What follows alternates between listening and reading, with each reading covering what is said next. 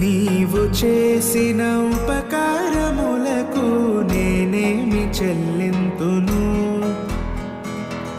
నీవు చేసిన ఉపకారములకు నేనేమి చెల్లింతును?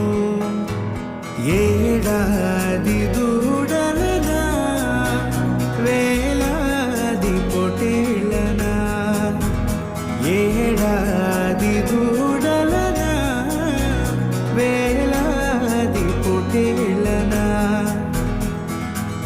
నీవు చేసిన ఉపకారములకు నేనేమి చెల్లింతును?